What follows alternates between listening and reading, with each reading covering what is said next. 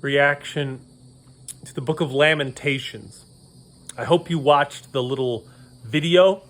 It was embedded in the Read Scripture app, or if you're following along on email and you've signed up, it should have been emailed to you. But if not, go on YouTube and type in Bible Project Lamentations, and there'll be a little preview video because it helps to explain the historical context to this short book.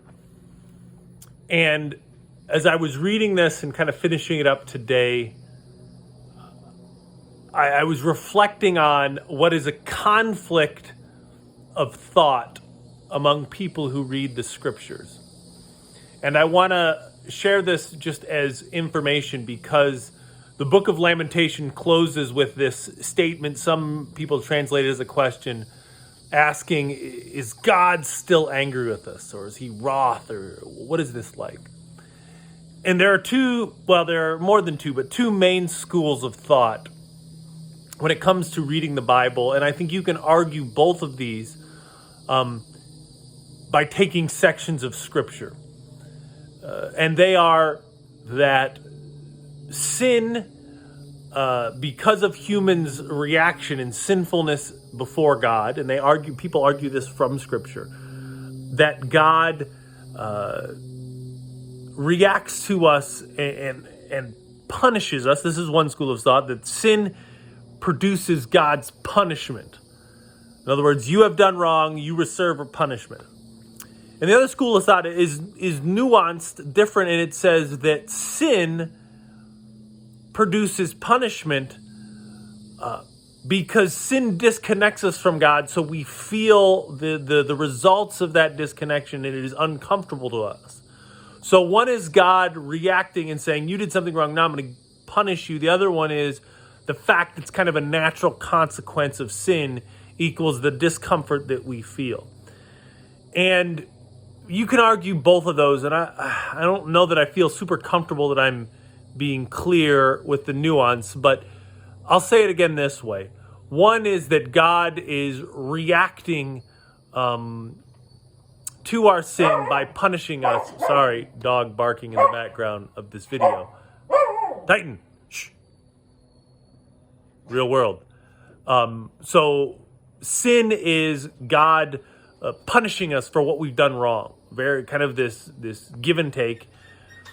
And the other is that sin produces discomfort. So there's not this God standing there punishing, but there is this sin that produces the discomfort of a natural consequence, kind of like me eating something I'm allergic to, or touching a hot flame, or walking through poison ivy. It's the natural consequence of that action produces discomfort. And I don't want to get into too much of this because I think that it's just something that I want to recognize as a tension by those who read Scripture, and even a tension within Scripture.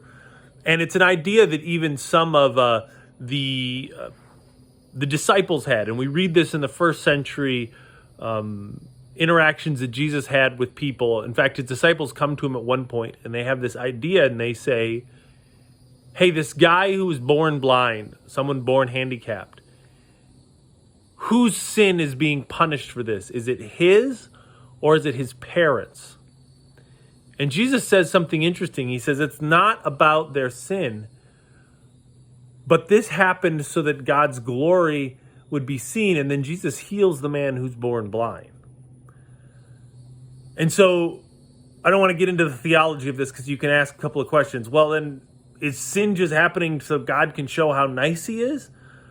Or is God simply saying, listen, I step in and demonstrate my kindness and my love into the sinful context?